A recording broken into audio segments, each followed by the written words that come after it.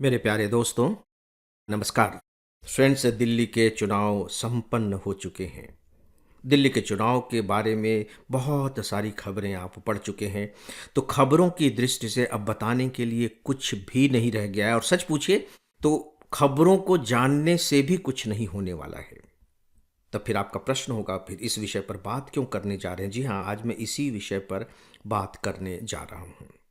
देखिए, आपको civil service examination के चरित्र को समझना होगा। जब civil service examination current affairs की बात करती है, तो वो घटनाओं से ज्यादा घटनाओं के पीछे छिपे हुए जो तथ्य हैं, जो विचार हैं, उनके बारे में बात कर रही होती है।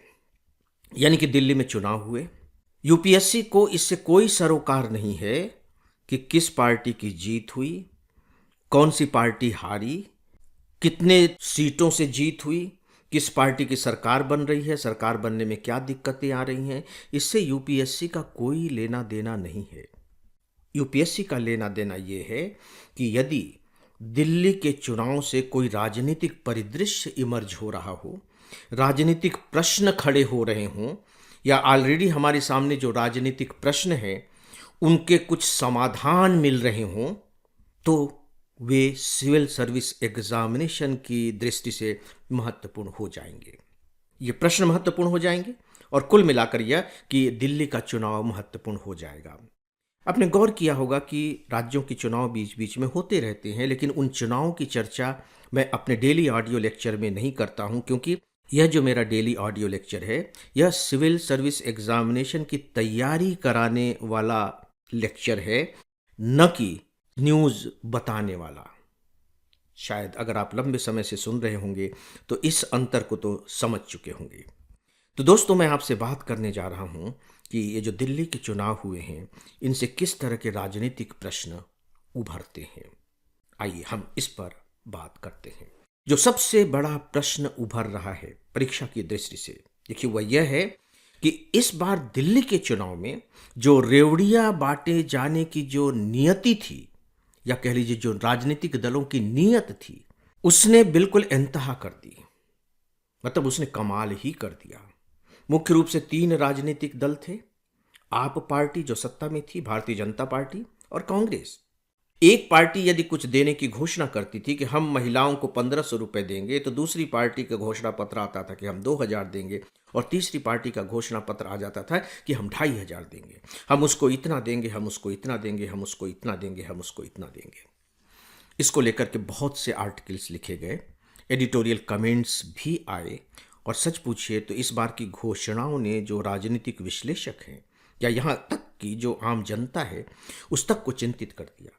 क्योंकि देखिए, जो रेवड़ियां बांटी जा रही हैं, राजनीतिक दल अपने कोष से ये धन नहीं दे रहे हैं। ये धन कहाँ से जाएगा? ये धन सरकार देती है, सरकार के खजाने से जाता है। तो सरकार को धन कौन देता है? टैक्स पेयर देते हैं, इनकम टैक्स के रूप में, जीएसटी के रूप में, कारपोरेट टैक्स के रूप में। अगर इन तीनों को मिला दीजिए तो लगभग लगभग 50%। और उसका इतना बड़ा हिस्सा आप लोगों को मुफ्त बांट रहे हैं। और उससे भी बड़ी बात है कि जबकि हमारे सामने दूसरी समस्याएं मुंह बाय खड़ी हैं। हमारे पास इंफ्रास्ट्रक्चर नहीं है, हमारे पास स्कूल नहीं है, हमारे पास स्वास्थ्य की सुविधाएं नहीं हैं, फिर उनके लिए पैसा कहां से आएगा?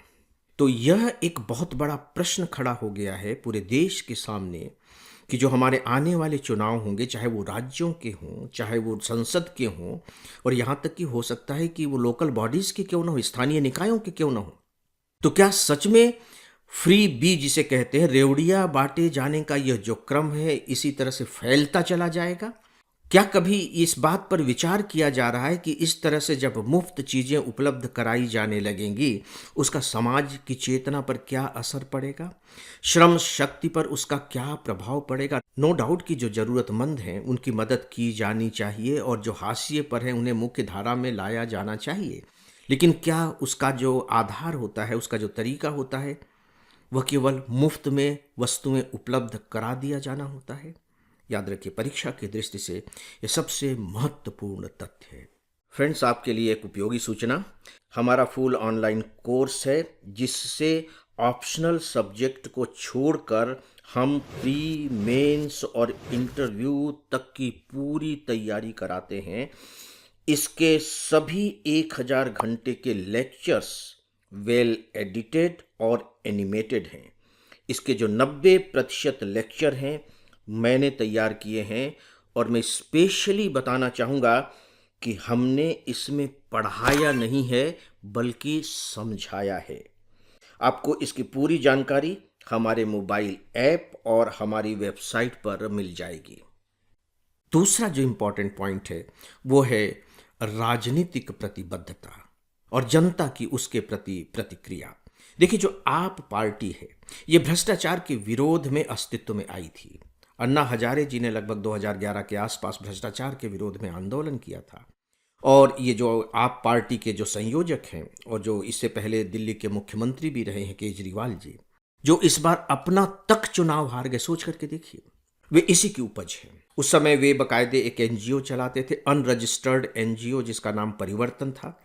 इसके बाद वो फिर अन्ना हजारे किस आंदोलन में शामिल हो गए, वहां से इमर्ज हुए, कुछ लीडर्स इस तरह के इमर्ज हुए, और इसके बाद फिर उन्होंने राजनीतिक दल बना लिया आप पार्टी के नाम से, और उसका केंद्रीय बिंदु यही था कि भ्रष्टाचार के विरुद्ध संघर्ष करना है, और जनता ने उनका साथ दिया। पहले चुनाव में 70 में उन्हें 28 सीट ही मिली, नई नई पार्टी थी, लेकिन दूसरे चुनाव में तो 67 आउट ऑफ 70 67। फिर भी जनता ने थोड़ा सा और भरोसा किया इन पर, थोड़ा और वक्त दिया। जो तीसरी बार चुनाव हुआ उसमें 62, 70 में 62। तो जनता इतना बड़ा विश्वास कर रही थी उन पर, और अब कहां सिमट गए हैं वो 22 सीटों पर, और इनके बड़े बड़े लीडर्स अपना चुनाव हार गए। तो जनता ने ऐसा क्यों किया? जनता ने ऐसा शायद इसलिए किया, अगर हम निष्कर्ष निकालें, क्योंकि उन्हें लगा कि उन्हें छला गया है। जिस राजनीतिक भ्रष्टाचार के खिलाफ, जिस आर्थिक भ्रष्टाचार के खिलाफ आप पार्टी आई थी और हमने उसका समर्थन किया था, पता लगा कि वो खुद भ्रष्टाचार के दलदल में फंसती चली गई। आबकारी घोटाले का चाहे मामला हो, चाहे मुख्यमंत्री निवास को शीश महल में परिवर्तित कर देने का मामला हो। ये तो पहले कहते थे कि हम जनता के बीच के लोग हैं, यहां तक कि जब पहली बार शपथ ग्रहण समारोह में शामिल होने के लिए गए तो कोई ऑटो से जा रहा है, तो कोई सिटी बस से जा रहा है, दिखाने के लिए कि हम आपके बीच के लोग हैं, आपके साथ रहेंगे। तो फिर ये शीश महल क्यों? तो जनता ने ये दिखाया है कि यदि हमारे साथ छल होगा तो हम मूर्ख नहीं हैं, हम बार बार छला जाना बर्दाश्त नहीं करेंगे। यह दूसरा राजनीतिक तथ्य उभर कर आ रहा है। इसी से जुड़ा हुआ जो तीसरा राजनीतिक तथ्य है वो ये है कि जो राजनीतिक पार्टियां हैं उनकी जो नींव है उनकी विचारधारा होती है। सच पूछिए तो अगर आप पार्टी की विचारधारा की तलाश करेंगे, राजनीतिक विचारधारा की, तो आप तलाश नहीं कर पाएंगे।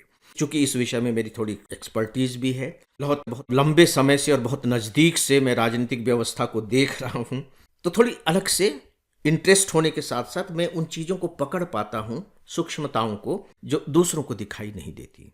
आपको लग रहा होगा कि राजनीतिक पार्टी की अपनी एक विचारधारा है, लेकिन इनफैक्ट कोई ठोस विचारधारा नहीं है। और मुझे इस बात की खुशी है कि इसी को आधार बना करके शेखर गुप्ता, जो हमारे देश के बहुत ही प्रोमिनेंट जर्नलिस्ट है, मैं उन्हें एकेडमिक जर्नलिस्ट कहता हूँ, आर्टिकल लिखा है।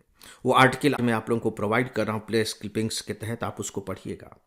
आप पार्टी की कोई राजनीतिक विचारधारा नहीं थी, तात्कालिकता पर खड़ी पार्टी थी, और उस तात्कालिकता पर खड़ी पार्टी की वजह से वो लंबे समय तक चलने योग्य नहीं रह गई थी। भगवान जाने आगे जाकर के क्या होगा, हम नहीं जानते, उसका भविष्य क्या है हम अनुमान नहीं लगा सकते। लेकिन यदि राजनीतिक विश्लेषक की दृष्टि से आप इस पर विचार करेंगे तो आपको यही लगेगा कि यदि किसी राजनीतिक दल की जड़ें उसके विचारधाराओं की जमीन पर नहीं है तो फिर वो खड़ा कैसे रहेगा? जनता को आप कब तक लुभाएंगे?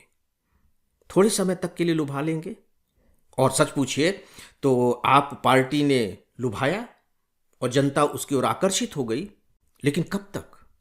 और ये भी सच पूछिए तो डेमोक्रेसी की एक बहुत बड़ी पहचान है, और जनता में राजनीतिक चेतना है, और विशेषकर लोकतांत्रिक चेतना है। वह भी इस बात का प्रमाण है कि ठीक है, आपको 2 बार पूरी तरह से मौका दे दिया। आप पार्टी ने जब पहली बार सरकार बनाई थी तो कांग्रेस के समर्थन से बनाई थी, वो ज़्यादा दिनों तक नहीं चल सकी, लेकिन 2 बार जब उनकी सरकारें बनी हैं तो 70 में 67 और 62 सीट्स लेकर के बनी हैं। उस समय तो कोई संकट था ही नहीं उनके सामने। फिर आपने किया क्या? तो जनता प्रश्न पूछेगी कि आपने किया क्या? तो अगर आप नहीं कर पा रहे हैं तो ठीक है, हमारे पास विकल्प हैं, और विकल्पों का होना ही तो लोकतंत्र है। तो दिल्ली चुनाव में सरकार ने आप पार्टी को हटा करके जो भारतीय जनता पार्टी के हाथ में बागडोर सौंपी है और काफ़ी बहुमत से सौंपी है, 70 में से 48 सीटें देकर, तो आप यूं कह लीजिए कि भारतीय जनता पार्टी के पक्ष में समर्थन तो है ही, लेकिन अगर आप इसे राजनीतिक दृष्टि से देखेंगे तो ये कहीं न कहीं लोकतांत्रिक व्यवस्था के प्रति भी समर्थन है।